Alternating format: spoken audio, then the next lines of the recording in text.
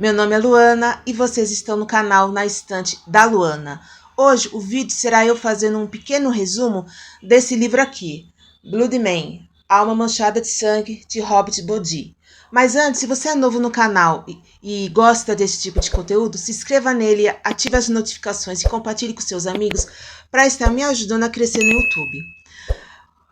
A história vai girar em torno de Jake, que ele é um agente do FBI que está na cidadezinha do interior dos Estados Unidos, porque o pai dele teve um acidente e ele está no hospital com suspeita de Alzheimer.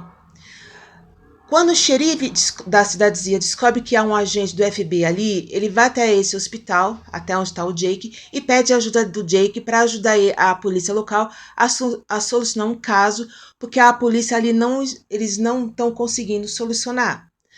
O Jake, ele vira e fala pro xerife que tudo bem, que ele vai aceitar enquanto ele estiver com o pai no hospital. Então o Jake, quando ele vai até essa casa onde ocorreu um crime, ele vira pro xerife e fala, olha, eu tenho um dom que quando eu entro em contato com uma cena de um crime, eu consigo visualizar as coisas que ocorreram ali, na hora do crime. E se você quiser, pode ligar pro meu superior ali do FBI que ele vai confirmar essa história. O xerife fala que tudo bem, então quando eles entram na casa, o Jake vê que é de uma mulher e de uma criança. E ele fala isso pro xerife, e o próprio xerife fala, mas como se não tem nem pele? E o legista não tá nem conseguindo saber se é homem ou mulher. Aí o Jake vira e fala, olha, lembra do que eu falei ali atrás? Eu tenho esse dom. E é de uma mãe com seu filho de 3 anos. E o agressor, ele deixou a mãe nocauteada. E a mãe teve que assistir o agressor esfolando o filho dela vivo. Então, sim, os dois foram esfolados vivos. O xerife fica tão horrorizado com tudo isso que ele vira pro Jake e fala, olha, eu tenho que ir na delegacia resolver umas coisas, então você fica aqui e quando eu vou resolver alguns assuntos. E o Jake fica ali, pede para o pessoal do xerife ficar ali para ajudar ele a tirar foto, a pegar as coisas para análise. E o xerife volta para a delegacia. Lá ele pede para que a sua secretária entre em contato com o FBI e pede algumas informações adicionais do Jake. E quando ele está atrás da escrivaninha dele, ele recebe o telefonema de uma televisão local falando que é para eles saírem dali, para o xerife evacuar a cidadezinha, porque eles vão receber um tufão de categoria 5 e que vai ser um dos piores ali. Pior do que a Katrina, que teve anos atrás. Então, aqui na história, ao mesmo tempo que iremos acompanhar a investigação, irá ter esse problema desse tufão. O Jake, ele ali analisando, ele fala, olha, aqui, se você tirar o foto desse pedaço desse tapete, aqui tem um negócio aqui que precisa ir para o legista também, para análise. Então as pessoas que estão ali ao redor dele começam a fazer aquilo que ele está mandando. E ele fala, aí um dos agentes que está ali, né, da perícia, vira para o Jake e fala, pergunta desse dom, o Jake explica, né. Então quando ele termina ali com a cena do crime, ele está voltando para a casa onde que ele vai ficar, que a casa é do pai dele. E ali na casa ele vai tentar descobrir desde quando que o pai está com Alzheimer. E como que ocorreu esse acidente com o pai. Então, ali em cada cômodo que ele entrar, ele vai ver que cada canto tem um estilete. E ele vai tentando entrar em alguns cômodos e ele não vai conseguir. Então, ele vai até o ateliê do pai, que o pai era pintor. E ali, chegando nesse ateliê, ele vai ver que tem quase 2.000 quadros de uma mesma pessoa, que é de uma pessoa sem rosto, tá com umas manchas de sangue. E esse quadro é tão bizarro que tem quase 2.000 dessas figuras nesses quadros. E o Jake ele acha estranho. E o hospital liga para o Jake falando que é para ele correr para o hospital porque o pai dele surtou. O Jake chegando no hospital, ele vê que o pai ele tirou as ataduras e que está pintando na parede do hospital, do quarto dele, o mesmo rosto que tem nesses quadros que tem na casa dele. Só que o pai está pintando o próprio sangue. E o Jake fica tão horrorizado que ele pede, olha, vocês têm que mobilizar, vocês têm que fazer um jeito para acalmar o meu pai. Nesse meio tempo, o xerife, quando ele pede as informações para o FBI, ele recebe, ele vai fazer também a própria pesquisa em relação ao Jake. Porque o xerife sabe que o Jake morou ali na cidadezinha até uma certa idade. E ali, nessa investigação, o xerife vai descobrir que a mãe do Jake morreu da mesma forma que essas duas vítimas que ele levou o Jake para ajudar. O xerife acha tão estranho que ele vai questionar o Jake, vai falar, você está me ajudando por questões pessoais ou porque você quer ajudar a gente? Aí o Jake fala, os dois lados. Nisso, a enfermeira que está cuidando do pai, ela desaparece. E o hospital liga para a polícia falando, olha, que tal enfermeira desapareceu. E quando a polícia vai até a casa das enfermeiras, descobre que há um terceiro corpo com o mesmo requinte de crueldade. Igualzinho que teve os primeiros corpos da mãe da criança. Então manda o Jake ir até essa casa e ele vê que é da enfermeira. Como ele sabe? Por causa tem a identidade dela ali. E ele saca que esses crimes têm alguma coisa a ver com o pai dele. E com essas imagens que o pai dele está pintando. E nesse meio tempo também nós vamos acompanhando o tufão chegando nessa cidadezinha. E a esposa do Jake mais o filho chegando na cidade.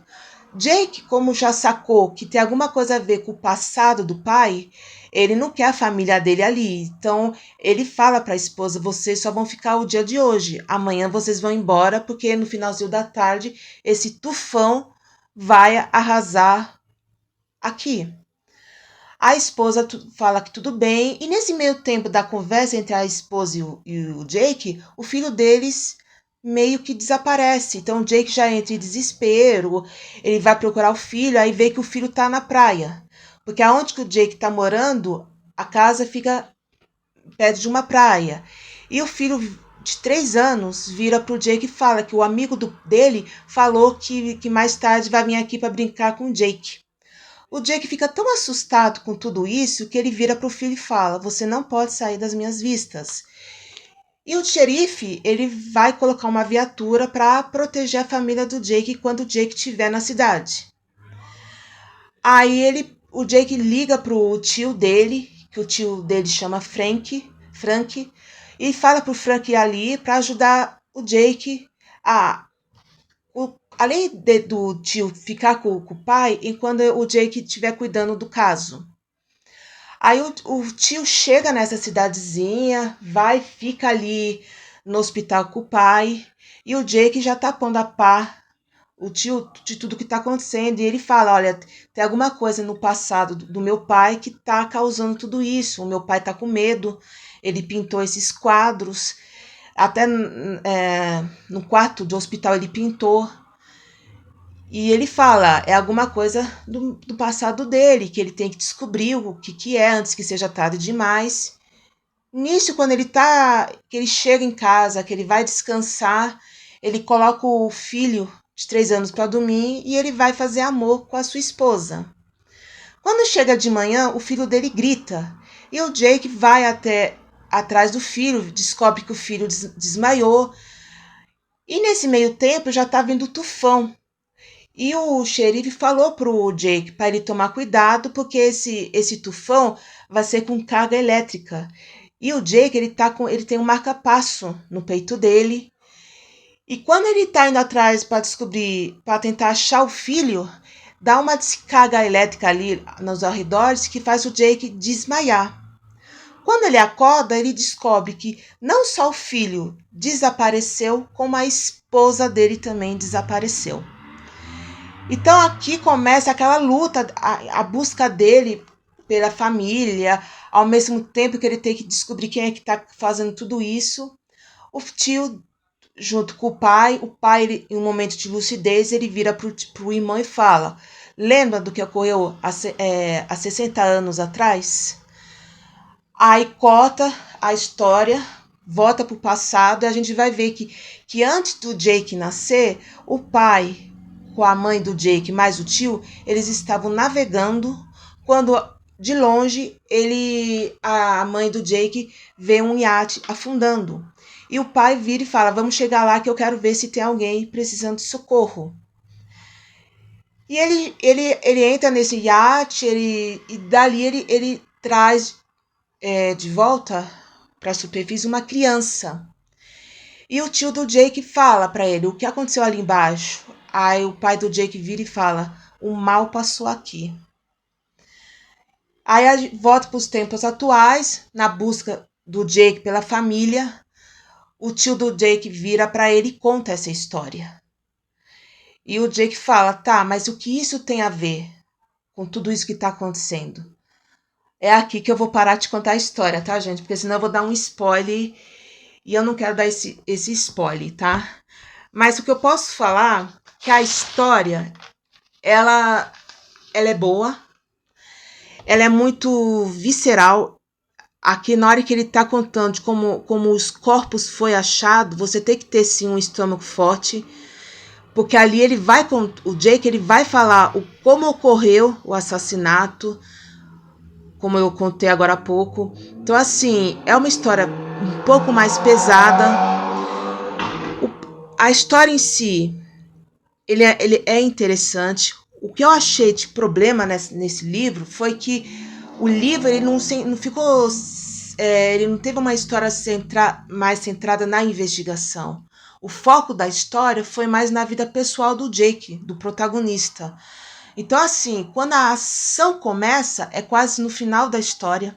Quando a gente vai descobrir qual é a ligação do Jake com essa história que o tio dele contou, o que aconteceu com a família dele. Então, quando vai chegando no final da história, dá uma reviravolta tão grande que você fica chocado, porque o livro ele não te dá nenhuma pista do que está acontecendo. Como eu disse, é um livro que não tem a história central, não é na investigação em si, é na vida pessoal do próprio protagonista. Então, se você não gosta desse tipo de história, esse livro você vai odiar. Eu gostei por causa da trama em si. É um livro de 2014, com 367 páginas, da editora Benvira. E é o primeiro livro desse autor, do Robert Podi. Eu espero que vocês tenham gostado. Se gostou, dá um joinha. E até a semana que vem. Tchau, tchau.